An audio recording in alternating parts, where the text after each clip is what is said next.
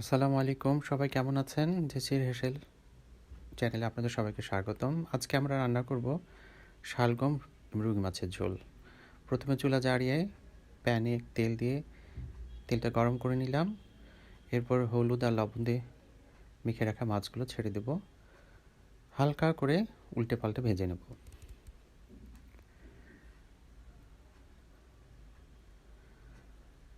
মাছগুলো আলতো করে নেড়ে দুই পিঠ হালকা করে ভেজে নিতে হবে।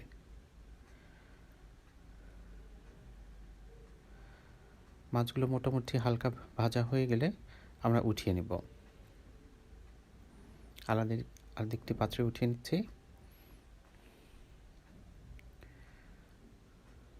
খুব সাবধানে উঠিয়ে নিলাম। এরপরে ওই একই প্যানে আমরা দিয়ে দেব পেঁয়াজ কুচি হাফ কাপ। পেঁয়াজটা নেড়ে সুন্দর করে নেড়ে একটু নরম হয়ে আসতে লাগলে আমরা এর সাথে মিক্সড করতে থাকবো অন্যান্য মশলাগুলো। প্রথমেই দিয়ে দিলাম স্বাদ মতো লবণ।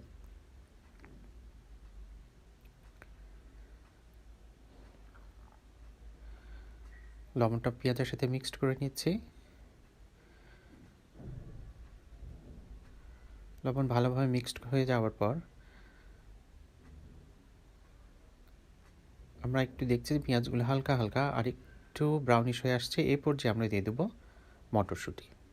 মটরশুঁটি এই ঝোলে তরকারিটাকে অনন্য স্বাদ যোগ করবে এবং খেতে খুবই মজার হয়। মটরশুঁটি সহ পেঁয়াজটা একটু হালকা করে ভেজে নিয়ে দিয়ে দিলাম পানি, যেন পেঁয়াজটা পুড়ে না যায়। এরপরে দিয়ে দিচ্ছি 1 চামচ জিরা বাটা, দিয়ে দিলাম আদা বাটা 1 চামচ আর একটু বেশি, সেই সাথে দিয়ে দিলাম ধনিয়ার গুঁড়ো 1 চামচ,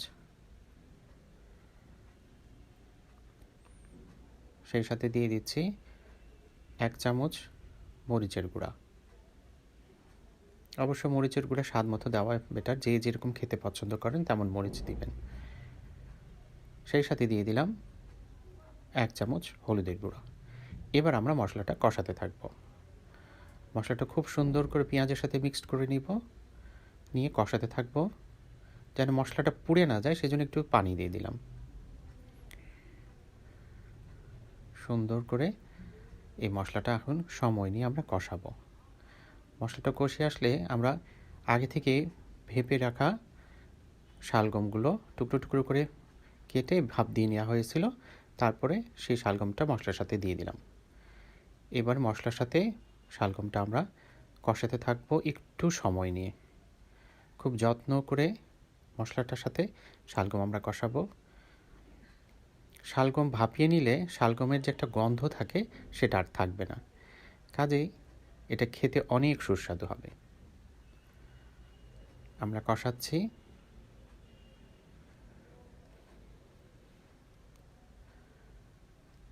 যত্ন করে আলতো করে নেড়ে দিচ্ছি। এরপরে আমরা একটু পানি দিয়ে দিলাম, মশলাটা যেন আরও সুন্দর করে কষাতে পারি।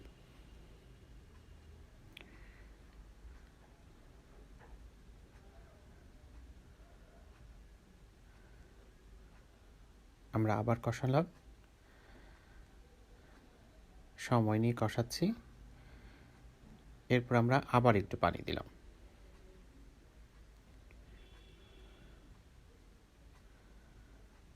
পানি দিয়ে নেড়ে চেড়ে আমরা শালগমগুলোর সাথে পানি এবং মশলা খুব সুন্দর করে নেড়ে কষিয়ে নিচ্ছি। মোটামুটি হালকা কষানো হয়ে গেলে এরপর আমরা দিয়ে দেব ফালি করে কেটে রাখা 2টো টমেটো। এই টমেটোটা তরকারির স্বাদ এক অন্য মাত্রায় নিয়ে যাবে, অনেক সুস্বাদু হবে। আমরা টমেটো সহ শালগমটা কষাতে থাকব।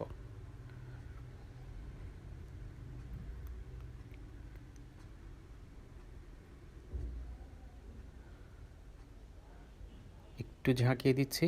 এ পর্যায়ে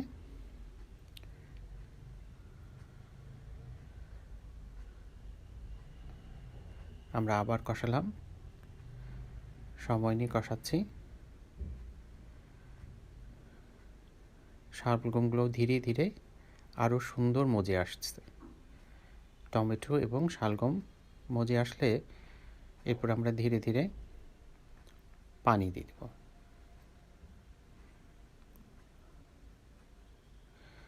এ পর্যায়ে আমরা ভেজে রাখা মাছগুলো দিয়ে দেব।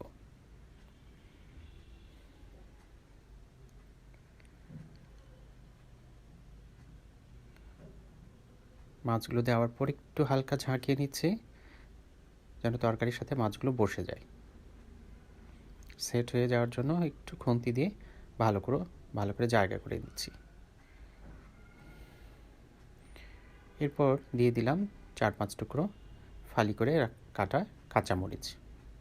এই কাঁচামরিচের সুঘ্রাণ তরকারিটিকে একটা অন্য মাত্রা যোগ করবে।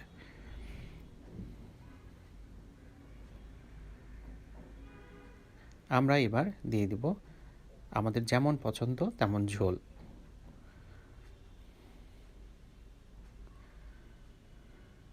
এবার একটু ঝাঁকিয়ে দিলাম, পুরো তরকারিটা সেট হয়ে গেল। এরপর দিয়ে দিলাম ঢাকনা। 5 মিনিট পর ঢাকনা খুলে আমরা দেখি তরকারিটির কী অবস্থা। তরকারিতে বলক উঠে গেছে। আবার ঝাঁকিয়ে দিচ্ছি।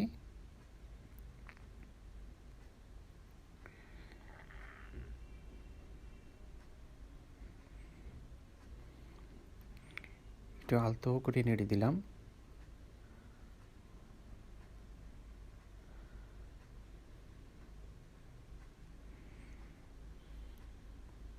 পুরো তরকারিতে টমেটো, শালগম, মাছ সব কিছু যেন সুন্দরভাবে মশলা ঢুকে যায়, সেই জন্য জাস্ট নেড়ে দেওয়া। এরপরে আমরা দিয়ে দিলাম জিরার গুঁড়া। জিরাটা ভেজে গুঁড়ো করে নেওয়া, সেই জিরা 1.5 চামচের মতো। আমাদের রান্না প্রায় শেষের পথে। এই জিরার গুঁড়াটা দেওয়ার কারণে তরকারিতে এক অদ্ভুত সুঘ্রাণ হবে এবং খেতেও অনেক সুস্বাদু হবে। আপনারা রান্না করে দেখবেন। মাছগুলোর সাথে মশলাগুলো যেন মিশে যায়, সেই জন্য জাস্ট সেট করে দেওয়া হচ্ছে একটু।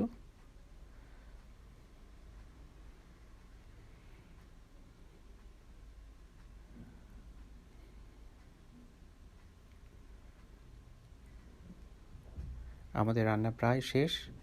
এবার একটু আলতো করে ঝাঁকিয়ে দিচ্ছি যেন সমস্ত মশলাগুলো মাছের সাথে মিশে যায়, তরকারির সাথে মিশে যায়। আবার একটু ঝাঁকিয়ে দিলাম। আমাদের রান্না শেষ। আপনাদের কেমন লাগলো আমাদেরকে কমেন্ট করে জানাবেন, আর আমাদের সাথেই থাকবেন। আল্লাহ হাফেজ।